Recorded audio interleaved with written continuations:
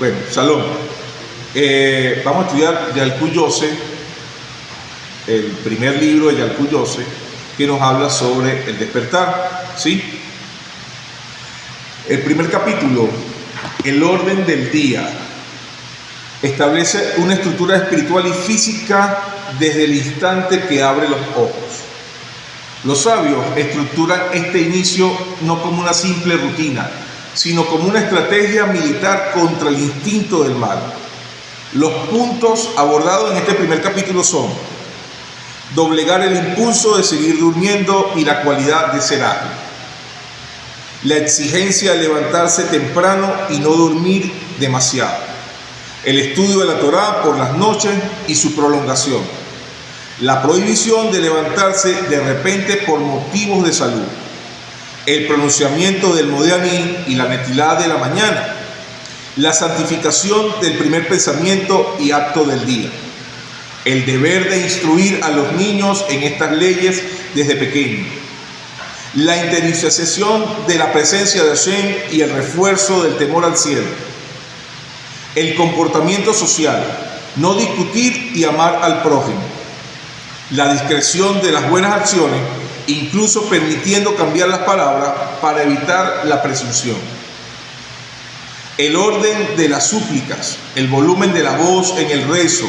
y la lectura de los sacrificios, Isha Avinu, Tamim, Olam, Hatá. Esto es importante, que cuando vayamos a entrar en el Shari, la persona que esté haciendo las lecturas de estas porciones que normalmente hacemos en Shari, entienda que no está solo y que tiene que tener un volumen de voz lo suficientemente alto para que lo puedan escuchar hasta atrás.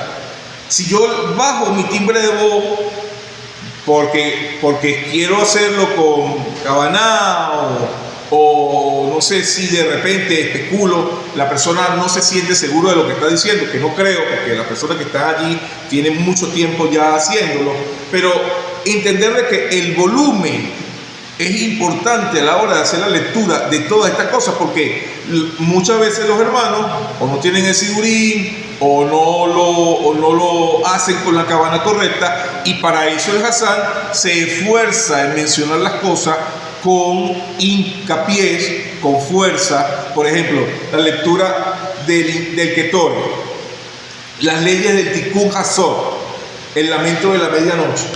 Esos son sumamente importantes. Entonces, en la mañana decimos, voy a decir la verajá completa, porque quiero que hay una alajá dentro del Modeh Ani que nos dicen que hay que hacer una pausa. Voy a decir dónde tiene que hacer la pausa para que pueda hacer el Modeh Ani con la cabana correcta. ¿Sí? Modeh Ani dice así: Modeh Ani lefaneja, melech rai bekayan, sesarta ninismati bejinla, pausa, rabá en una teja. Agradezco yo ante ti, Rey vivo y existente, que me has devuelto a mí mi alma con misericordia. Pausa. Grande es tu fe en mí. Se debe hacer una pausa obligatoria entre la palabra bejinla y rabá en una teja. ¿Por qué? Porque esto nos va a llevar a un entendimiento de que Hashem me devolvió el alma y Él tiene fe en mí. Si yo no hago la pausa y lo leo como que si fuera un corrido, como que si no tuviera importancia, no entiendo la parte de que Hashem tiene fe en mí. Y eso es importante destacarlo. Debo enseñarle a mi esposa cómo hacerlo. Y mi esposa no dice Modeh Ani, dice Modá Ani, haciendo hincapié en el Kamash, en la letra Dale. Cuando ella hace la pronunciación, Modá Ani, nosotros Modeh Ani. La pronunciación importa muchísimo porque me conecta con un lenguaje sagrado. Debo dar importancia a cómo hacer la expresión correcta de lo que son las palabras en hebreo. Ahora, la segula, la virtud espiritual del Modeh Ani, es la única plegaria que puede y debe pronunciarse en estado de impureza antes de lavarse las manos y en un lugar que quizás no está completamente aseado. Es decir, al no contener ninguno de los nombres sagrados de Hashem, permite que el primer aliento consciente del hombre sea su intelecto con gratitud y anule la soberbia. Esto me dice a mí que en otras oportunidades, la seguló, ¿qué es la seguló? La seguló es un secreto que hay dentro de la bendición. En la bendición que hay en el Modeaní es que, a pesar de que yo la dije ahorita, no hay Batalá Selá, no se cae la bendición. Oh, pero yo no me estoy despertando. ¿Y por qué se puede decir? Y no decimos otras bendiciones donde, por ejemplo, decimos Baruch atah Adonai y no completamos la bendición porque sería Batalá Selá, sería el flujo del Shefa, de la luz del infinito puesta en esas palabras, caído, porque ahí se está mencionando un nombre del Eterno. Baruch atah Adonai. Pero en el moderno no estoy mencionando ningún nombre del Eterno. Por ende, yo puedo enseñar la verajá diciéndola completa y no hay ningún problema. Esto me indica de que hay veces que yo voy a poder, no es el deber ser, pero si estoy en un cuarto donde de repente hay un poco de suciedad o el sudor de la noche, yo pueda decir la verajá sin ninguna restricción, con toda la cabana, con toda la intención de que Hashem me esté escuchando. Esa bendición no la hay en otras proclamaciones, sino en el Modeaní. Y eso es importante que lo sepan.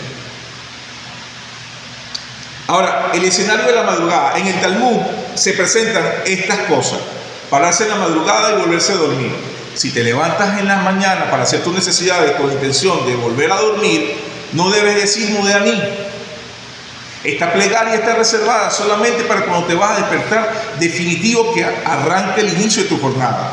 Sin embargo, si debes lavarte las manos para poder pronunciar una bendición y decir la verajá de Asher Yazar, que es de Galulí Galulí, si vas a dormir más de 72 minutos, dice la halajá, que debes hacer una pausa. En este lavado nocturno no se recita la bendición al Netilat Yadayim. Esta bendición queda reservada exclusivamente para cuando te levantas por la mañana. Si no tienes agua cerca y te cuesta levantarte, basta con frotar tus manos con una tela limpia, como la sábana, para poder decir Asher Yazar, respaldándote en la Netilat que vas a hacer en la mañana. 2. Esto es halágico: despertar y volverte a dormir sin ir al baño. No dices Modeaní ni te lavas las manos. Simplemente te vuelves a acostar. 3. Despertar, quedarse despierto en la cama y volverte a dormir. Si permaneces acostado sin intención de levantarte, no dices Modeaní. Si deseas pensar o estudiar temas de Torah mentalmente mientras que estás acostado para volverte a dormir, debes frotar tus manos en la cobija para limpiarlas antes de pensar en Torah, ya que el lavado formal no se exige si tu intención es seguir durmiendo. Esto se discute en la Gemara. Lo que yo acabo de decir son cosas que nos pasan a todos cotidianas. Díganme ustedes, si ustedes no se levantan en la madrugada y se les va el sueño. Porque a mí sí. Muchas veces. Y voy al baño. Y no voy al baño. Sigue discutiendo sobre el Asher Yazar. ¿Qué es el Asher Yazar? El Galulí Galulí, el que yo hago después de ir al baño. Ahora, esta bendición de Asher Yazar que se recita después de ir al baño, esta sí es de importancia. Se instituyó por los hombres de la gran asamblea para agradecer a Hashem por la infinita sabiduría y precisión con que creó el cuerpo humano. En ella proclamamos que Hashem creó en el hombre Nekabim Nekabim, orificios, y Halulín Halulín, cavidades. La bendición de entrada dice que entran entre el trono si tan solo uno de estos orificios se cerrara o una de estas cavidades se rompiere, sería imposible sobrevivir y estar de pie frente a él ni un instante. La obligación es tan estricta que si un hombre orina una gota está obligado a hacer Netilat Yadayí y hacer Yasser Yatzar, ya que si el cuerpo no pudiera expulsar esa gotica, el dolor y el daño serían insoportables. Los que han pasado por dolencias de cálculo y todas estas cosas saben que es así. Eso es un dolor insoportable. Entonces, a poder tener la bendición de agradecer porque esa gotica salió, tienen que entender de que es vital que hagan el Yasser Yatzar. Eso no puede pasarse. Fui 20 veces al baño, 20 veces tengo que hacer la verajá. Oye, pero haga la verajá. La segulá de la Netulá matutina es de un orden cabalítico estricto. El Zohar y el Arizal advierten que durante el sueño nocturno el alma asciende y el cuerpo tiene un espíritu de impureza. Cuando me despierto, esta impureza se concentra nada más en mis manos. ¿Por qué representan en las manos nada más? Porque representan las 10 esferas del árbol de la vida. Por eso se concentra en mis manos. Y es lo que yo tomo. Todo lo que yo puedo tocar va a quedar contaminado si yo no me hago el Netilat Yadayí. Entonces, el verter agua 3 veces de forma alternada desde un kelí rompe esta cáscara porque ¿qué representa ese ser? La hechura del hombre, porque el hombre fue creado en el 6º día, y representan las 6 sefirot inferiores, que es el rostro pequeño, el Seirampín de Akadosh Baruj Hu. Por eso el Arizal era tan estricto en enseñar esta función de cómo hacerse Netilat Yadayí, que está instituido dentro del Talmud, pero que el Arizal da la kavaná de lo espiritual de por qué se hace de esta manera. ¿Por qué no 3 veces en un lado? ¿Por qué no veces en otro? Porque allí es para otra verajá. No confundan el Netilat Yadayí que se hace en la mañana con el Netilat Yadayí que se hace cuando yo como pan. Son 2 netilot, ¿sí? Después vamos a hablar un poquito de eso. Sigo. Verter 3 veces de forma alternada desde un recipiente rompe la clipó. Si el hombre estudia Torah o estudia sin hacer Netilá, la mente va a absorber la impureza y vas a olvidar el estudio. Vas a convertirlo en inmundicia. Cuando lo haces correctamente, el hombre se convierte en una nueva creación, listo para el servicio al Creador. Ahora, el Talmud no dice que el Naso Benishma, como el Talmud, el Tratado de Berajot 60b, estructura las leyes. Observamos un patrón riguroso. Dicen los sabios. No preguntan, ¿cómo te sientes tú cuando te levantas? Dice el Tratado de Berajot 60b. Comienza decretando la acción al despertar. ¿Qué bendición se dice? Al lavarse las manos. ¿Qué bendición dice? No importa cómo te sientas, no importa en qué crees tú que debes pensar, porque el intelecto humano tiende a cuestionar y racionalizar antes de actuar. Sin embargo, el criterio de pensamiento elágico se forma en sentido inverso. La obediencia precede a la comprensión. Este es el fundamento de Naso Benishma. Haremos y escucharemos. Entenderemos que el pueblo de Israel proclamó en el Sinaí antes de entender. Primero se actúa, luego se entiende. Esa es la regla. Los sabios debaten esto. ¿Qué ocurre si no hay agua? ¿Qué ocurre si durmió con guante? ¿Qué ocurre si se levantó a medianoche? Lo que estudiamos ahorita. Ejemplo.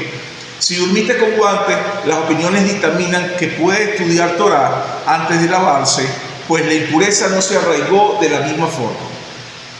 Las discusiones previas en el Talmud analizan las variantes de la realidad física, pero la conclusión final de los grandes codificadores de la Mishnah, como el Ramban, el Rosh y el Shulchan Aruch, establecen como un dictamen inquebrantable de obediencia. No es opcional. La kavaná, concentración e intención correcta, no se logra sentándose a filosofar si hay existencia de Dios en la cama, dejándose llevar por la pereza. La kavaná profunda nace de la fricción entre la obediencia estricta, el halajá, y el esfuerzo físico. Te levantas con agilidad, como un león, no porque lo sientes, sino porque es la orden de tu rey. Cuando sometes tu cuerpo y tu voluntad a la estructura diariamente, lavando las manos, agradeciendo por la función de tus órganos, pronunciando las palabras exactas, el intelecto eventualmente se alinea y el corazón experimenta la profunda realidad de vivir en la presencia del Creador. En el despertar del león nos adentramos en el fundamento de la alajá que estamos estudiando y que todos ustedes discutieron. El primer frente de batalla en el hombre no ocurre en la calle ni en el negocio, sino en tu cama. Existe un relato profundo que es un midrash del Yeser Hará sobre el instinto del mal. Dice que el Yeser Hará le preguntaron: ¿cuáles son tus armas secretas? Y el Yeser Hará respondió: fue una cobija y un ventilador. Él sabe perfectamente que si un hombre se levanta por la mañana como un león para servir a Dios, ya se le acabó el trabajito de quererlo interrumpir, porque no lo va a poder cortar porque se paró como un león. Por eso es que el Midrash dice que cuando estás vulnerable, antes del amanecer, si hace frío, nos cubre con la cobija. Si hace calor, prende el ventilador para mantenerte sumido en el sueño. El objetivo del Yeser Hará es que el hombre madrugue menos, que duerma de más. Las consecuencias de ceder a esto son lo que rompe mi estructura espiritual. Si el Yeser Hará gana esta primera batalla, la oración de Shaharí va a ser recitada así, rezo express, sin concentración, pronunciando mal las palabras. Probablemente ni se quiera poner el talí o el tefilín correctamente, ni de bendecir por sus alimentos. En resumen, el día comienza mal, porque aunque hagas el Shaharí y te quedes hasta el final, si lo hiciste por salir del paso y te vas porque tienes que hacer otras cosas y ni siquiera eres capaz de agradecer a tus hermanos que hicieron minía contigo, te ganó el ego. Fue batalá tu Shaharí, porque no comprendiste de que sin tu hermano no estás completo. ¿Por qué damos medio shekel y no un shekel completo? ¿Tú sabes cuánto es un shekel? $4. Un shekel completo son $4, para que tengan la equivalencia de cuánto es un shekel. ¿En cuánto afecta tú que tú des un shekel en vez de medio shekel? Te va a arruinar, ¿verdad que no?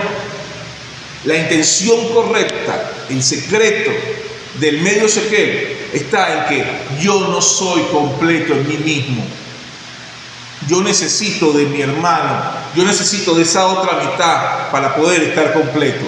Y cuando yo termino Shaharí y yo agarro y salgo corriendo y no digo ni shalom, yo creo que yo fui pleno y fui completo en mi propia existencia, y que fue gracias a mí que se logró hacer los rezos.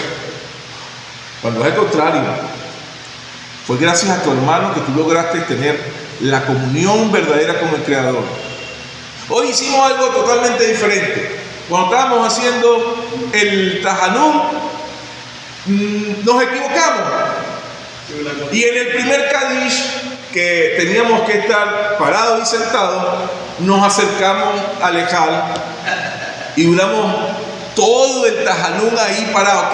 Yo le voy a decir algo, qué bien me sentí parado frente al Ejal y no parándome y sentándome, nada más cuando viene Vayabor, Adonai, Alpaná, Vayikra, Adonai, no, sino que ahí parado frente al Ejal, ahí aguantando mi propio peso. Y yo veía a los hermanos y veía que se reían, y yo me reía y decía: yo no voy a echar para atrás, yo no me voy a echar para atrás, yo estoy aquí frente al Ejal, sé que no lo estamos haciendo correctamente, pero nadie se quejó, nadie dijo nada. Comprendimos que el Eterno quiso hoy que fuera así. Eso es ser un Ejal, hermano. Cuando vayamos a corregirnos, corrijámonos con amor.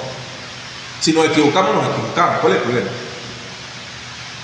Eso es parte de levantarte como un león. Levantarte como un león es entender que tú eres una manada, que tú no eres autónomo, que si eres el león tienes que tener protección para los que están a tu alrededor. Tú no eres un tigre. El tigre es ágil y también lo menciona la Mishnah, pero el tigre es solitario. ¿Pero por qué te dice que te levantes como un león? Porque el león es el único animal que entre sus dialectos, en su devar que el Eterno le creó, cuando abre la boca para llamar a sus hermanos, dice Rúa. Métanse en un videito de National Geographic en YouTube para que ustedes vean cuando un león ruge, que dice Rúa. Está despertando su espíritu. Despertemos nuestro espíritu como un león. Eso es lo que nos dice la Mishnah. El león no es para agredir a otro. El león no es para ofender a otro. El león es para tú poder tener la fuerza correcta de pelear por tu manada, de pelear por los tuyos, de darles importancia, de contarnos no como un número, sino como individuos, como saber su nombre, saber su necesidad. Eso es lo que nos hace parte de un ejá. Para contrarrestar la fuerza destructiva de la pereza, los sabios establecieron un mandato categórico.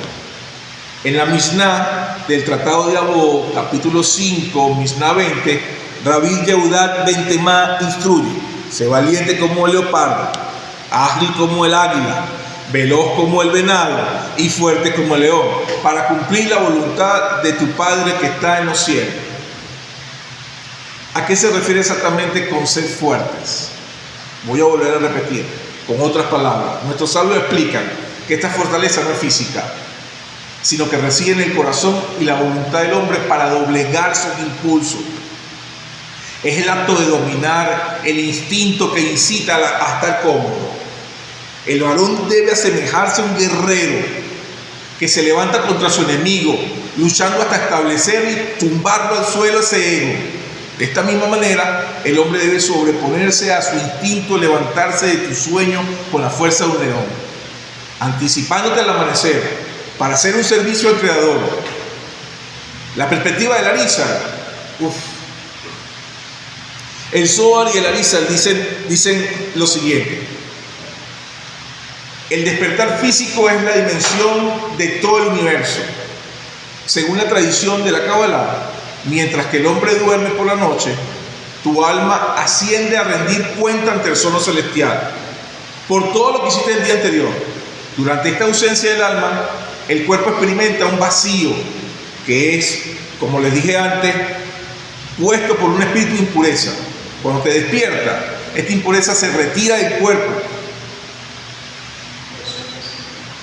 Si el hombre sucumbe a la pereza y atrasa su proceso de levantarse y purificarse, permite que esta impureza se asiente y debilite tu intelecto. Y la pureza de la intención va a quedar para el ego.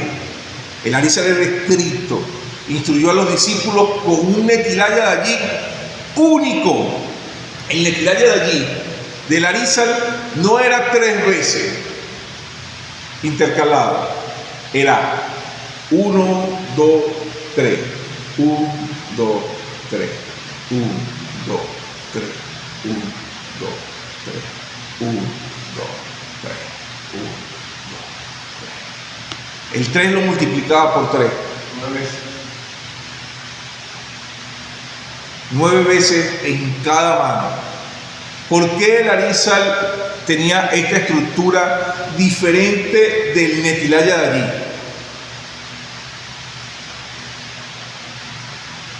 Cuando nosotros hacemos netilaya de allí, como le dije anteriormente, representa, según los sabios, el árbol de la vida en el rostro pequeño, que son las 6 sefirot inferiores, que es Gesed, Geburah, Tiferet, Netzach, Hod y Yesod.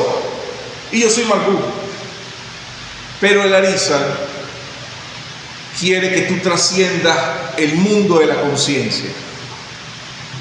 Y entonces él entendió de que ese mismo estado de impureza está en mi nefesh que es lo que se quedó prácticamente muerto por un tiempo, en mi rúa, que es mi intención de hacer la voluntad del Creador, y en mi intelecto.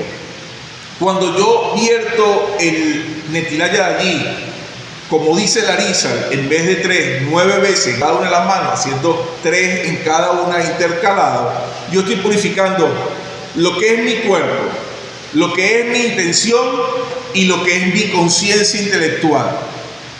No dejándolo en una simpleza, y no porque él sea simple el Netilaya allí que se acostumbra en Am Israel, sino porque él quiere llevarte a un estado de conciencia del árbol completo, donde 9 y 9 son la vida, porque representa el 18 que es Hei. ¿En dónde? En ti. Esto es algo que normalmente no se explica, no está escrito en los libros normales que nosotros estudiamos. Esto es Lecabel, esto me lo transmitió mi maestro de boca a boca. No hay algo que esté escrito, hay cosas, hermanos, que ustedes no van a encontrar en libros, porque va a ser transmitida de maestro a alumno. La Mishnah, antes de ser escrita por Yehuda Hanassi, no se tenía un escrito de la Mishnah.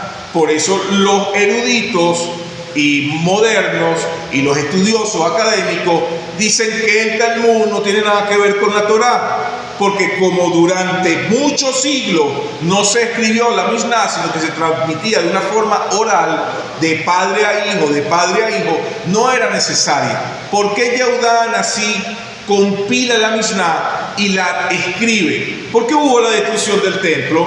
Porque esparcieron a los Yehudí por todo el mundo, y dijo, para poder mantener toda esta enseñanza se necesita tener de forma física. No era la intención de Akadosh Baruj Hu que se escribiera, sino que se transmitiera de boca a boca, como lo que le estoy diciendo yo. Esto que le estoy diciendo yo me lo enseñó mi maestro y me explicó muchas otras cosas que ahorita no la vamos a analizar con relación al Netilaya de allí, que le estoy hablando de la Arizal. Pero quería darle este plus de entendimiento de cómo es que a medida que vamos haciendo, no entendiendo, haciendo la voluntad del Creador, va a ir despertándose cada vez más un nuevo flujo, un nuevo shefa de luz de cuál es la verdadera intención de Akadosh Baruj Hu para que yo cumpla esta Mishnah. Ahora, voy cerrando, ¿sí? Las consecuencias al ceder a esto: voy a tener pensamientos profanos, mi capacidad de rectificar ámbitos superiores va a estar truncada por mi ego. Por eso es que debo hacer Netilaya allí. Eso es importante. Eso ahora afirma que aquel que no es meticuloso en lavar sus manos, hacer el Netilá con actividad inmediatamente después de despertar, va a quedar permado en todo el día en las palabras de Torah que digan, con el árbol del fruto del bien y del mal que lo saca del huerto del Edén.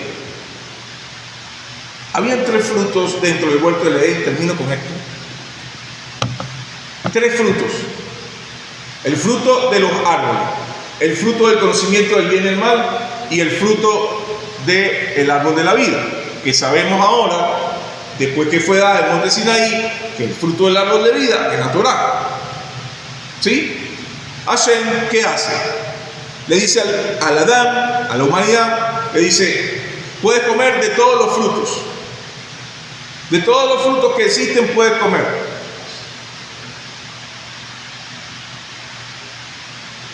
Del árbol del bien y del mal no comes. El árbol del bien y del mal es lo que nosotros conocemos como yo lo voy a hacer a mi manera. Es que yo lo entiendo así. Voy a experimentar. Mucho le pasa al joven esto, que dice: mi papá ya es anticuado, no entiende lo que yo veo, yo tengo otros deseos porque la tecnología ha cambiado y yo quiero hacerlo de una forma diferente. Eso fue lo que hizo Adán cuando estaba dentro del huerto del Edén. Hacer las cosas diferentes como se le dijeron que tenía que hacerlo. El bien y el mal es que cuando la instrucción, el lecabel del maestro viene y te dice, es así, tú digas, tú lo ves así, pero yo lo veo de otra forma. Yo lo interpreto desde este otro punto de vista, porque yo tengo un análisis diferente al tuyo. Eso pasa porque no hace bien el Tilaya allí. No tiene la humildad de recibir, sino que todo el tiempo quiere contrarrestar la opinión de quien le está instruyendo. Cuando tú haces de Tilaya allí y tu mente está bien y tu conciencia está bien, tú tienes humildad para recibir la enseñanza que te va a llevar a un nuevo nivel. Y posteriormente, con el paso del tiempo, en la práctica y la aplicación en tu vida, entonces tú vas a poder tener un criterio que tiene que ser parecido al de que quien te instruyó, porque fue el canal de luz que el Eterno permitió. Eso es quitar la pereza de nuestros cuerpos. Eso es levantarnos para hacer la voluntad del Creador. Eso es lo que el capítulo 1 de Yalkut Yosef quiere decirnos el día de hoy. Espero que haya complementado mucho sus pensamientos, sus preguntas, y que nos podamos ver la próxima semana de Rata Hashem, con la ayuda del Eterno, para un nuevo entendimiento de cómo debemos nosotros analizar las Mishnah de los sabios del pueblo de Israel, no solamente con nuestro criterio, no solamente con nuestro punto de vista, sino que le invito a que desarrollen preguntas, traigan preguntas, no respuestas, preguntas. Si no tienen preguntas, escuchen lo que dijimos, lloren en la madrugada para que el Eterno les haga una conciencia nueva y poder tener preguntas que alimenten su alma, y no que ya con lo que se llenaron estén saciados, porque no somos plenos. Necesitamos los unos y los otros para seguir creciendo. Shalom.